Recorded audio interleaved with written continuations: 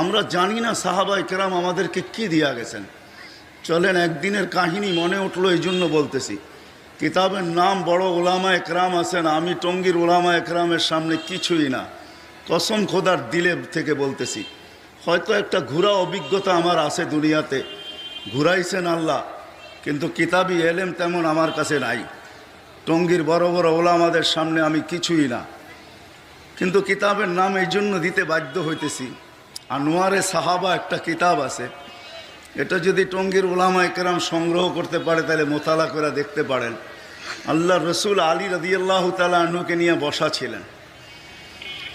আলী রাদিয়াল্লাহু তাআলা আনহুকে জিজ্ঞাসা করতেছেন, আলী তুমি তো জানো জান্নাতের মেয়েদের সর্দারনি কে হবে? তো আলী রাদিয়াল্লাহু তাআলা হাইসা দিয়া বলতেছে, এটা তো আমার ঘরেই। বলছে, এটাও তো তুমি জানো যে যুবকদের সর্দার কে হবে? বলছে, ইয়া রাসূলুল্লাহ এটাও তো আমার ঘরে। তো বলছে, তাইলে বলো আমার জান্নাতের উম্মতদের বয়স্কদের সর্দার কে হবে? তো বলছে, ইয়া রাসূলুল্লাহ এটা তো জানি না। ওই সময় আবু বকর ওমর রাদিয়াল্লাহু তাআলা আনহু আসতেছিলেন সামনের থেকে। তো আল্লাহর রসুল ইঙ্গিত দিয়ে হাসতে হাসতে বলতেছিলেন, এই দুইজন হবে আমার জান্নাতের বয়স্কদের সর্দার। বলতে বলতে ওনারাও কাছে চলে আসছেন। তা আল্লাহর রসুলের চেহারাটা হঠাৎ মলিন হয়ে গেছেন। দুইজন জিজ্ঞাসা করলেন, ইয়া রাসূলুল্লাহ কি জানি বলতেছিলেন, কানে আওয়াজ আসতেছিল। বলছে, তোমরা দুইজন আমার বয়স্ক উম্মতদের জান্নাতের সর্দার হবে। তো বলছে, এটা তো খুশির কথা ছিল, চেহারাটা মলিন হলো কেন? বলে, একটা সময় আসবে আমার উম্মতের কিছু লোক পয়দা হবে, সৃষ্টি হবে, যারা তোমাদের উপরও আঙ্গুল উঠাবে। তো দুইজন চোখের পানি ছেড়া দিয়া বলতেছে, ইয়া রাসূলুল্লাহ আমরা করলাম তো করলাম কি?